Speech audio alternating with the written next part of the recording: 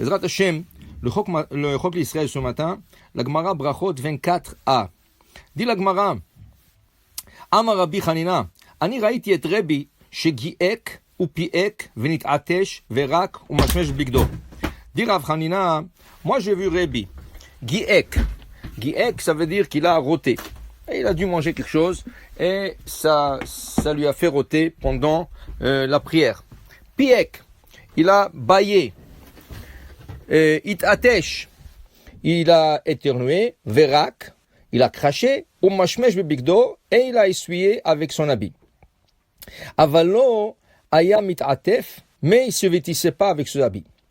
Vikshu mefaek, aya maniach yado al santero, et quand il baillait, il mettait la main sur la bouche. C'est pas derech eretz, quand quelqu'un baille, d'ouvrir la bouche en plein public comme ça. Il faut qu'il mette la main sur la bouche. Et en plus de ça, ils disent que bailler, c'est contagieux. Tu bailles et tu fais bailler la personne juste à côté de toi.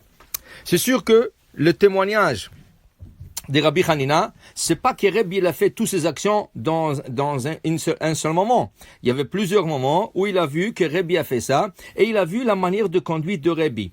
Une des choses de notre Talmud, le rabbin surveillait les élèves, il surveillait le rabbin pour voir comment lui il a fait pour eux, pour un enseignement pour eux. Des fois, ils ne voulaient pas poser la question, alors on appelle ça Maaseh Rav. Maaseh Rav, ça veut dire voir et apprendre. Il y a même une Gemara qui dit qu'un élève de Rabbi Akiva est rentré dans la salle de bain avec lui.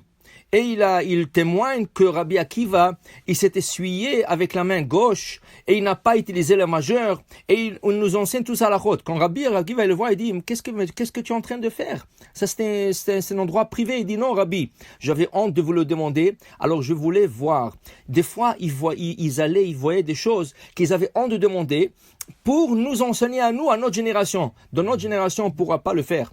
On peut surveiller, mais il y a des limites qu'on peut faire. Il y a même une histoire avec le Harizal. Une fois, son élève, Rabbi Chaim Vital, il est venu, il lui a dit qu'il a mal aux yeux. Le Harizal lui disait, arrête de me regarder quand je fais le chemin.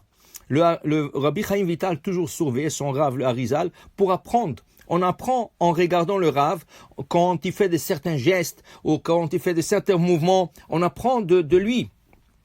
Et il lui disait, quand tu me regardes dans le chemin, je fais tellement de kavanot que ça te fait mal aux yeux. Alors arrête de me regarder pendant le chemin. Alors ici, Rabbi Hanina est en train de témoigner qu'il a vu Rabbi de faire toutes sortes d'actions et quand il baillait, il mettait la main sur la bouche. Une autre chose, il éternuait. La Gemara dit, éternuer, c'était mauvais signe. Et là, la Gemara se pose une question. Comment tu dis qu'un éternuer, c'est mauvais signe? Mais nous, on a appris qu'éternuer, c'est un bon signe. Dit la Gemara, alors la kashia, c'est pas une question. Kan le onso, kan l'irtsono. Et la mitatesh kasha, mitatesh namelo kasha, kan le mala, kan le mata. Alors la Gemara dit deux choses. Quelqu'un qui va roter. Dit la Gemara, ça dépend. Si tu te fais exprès pour roter, il y a des gens qui font exprès, comme les enfants, tu vois, des fois ils font roter, ils boivent du gaz pour roter. Ça, c'est pas un bon signe de roter exprès pendant la prière. Mais si ça vient, malgré la personne, il est en train d'étouffer un peu et ça lui soulage en faisant quand il rote, alors dans ce cas, il n'y a pas de problème. D'autre part, dit la Gemara, mit'atesh, quand quelqu'un éternue, on dit que c'est un bon signe, on dit que c'est un mauvais signe. La kashia, kalmilema, la kamelemata. Quand une personne éternue normalement, alors ça c'est un bon signe. Quand une personne éternue du bas du corps, veut dire il fait passer un gaz. Et ce gaz-là, il laisse une mauvaise odeur pendant la prière. Alors là, c'est un mauvais signe. Ça veut dire que la personne aurait dû se retenir et passer le gaz après l'amida et pas pendant l'amida. De toute manière, quand on porte des téphilim, il faut avoir un corps propre et il faut essayer de ne pas passer des gaz. Et si tu es obligé de passer des gaz, tu es obligé de prendre le téphilim de la tête et le bouger sur le côté. Comme ça, ils ne sont pas placés sur le bon endroit. Et là, c'est comme si tu ne portes pas le téphilim et là, tu peux te soulager. Ainsi aussi pour le téphilim de la main, tu prends la manche de ta chemise et tu le rends sous le téphilim. Comme ça crée un khatitza. Et là, si tu as passé un gaz, malgré toi, dans ce cas, c'est comme si tu n'avais pas de téphilim. Maintenant, dit la Gemara, Amar Rabbi Zera, dit Rabbi Zera, Hamiltai Baile Beravanuna. J'avais une fois une question que je lui posais à Ravanuna, et cet enseignement, il vaut pour moi comme de l'étude de tout le Talmud. Qu'est-ce qu'il a posé comme question?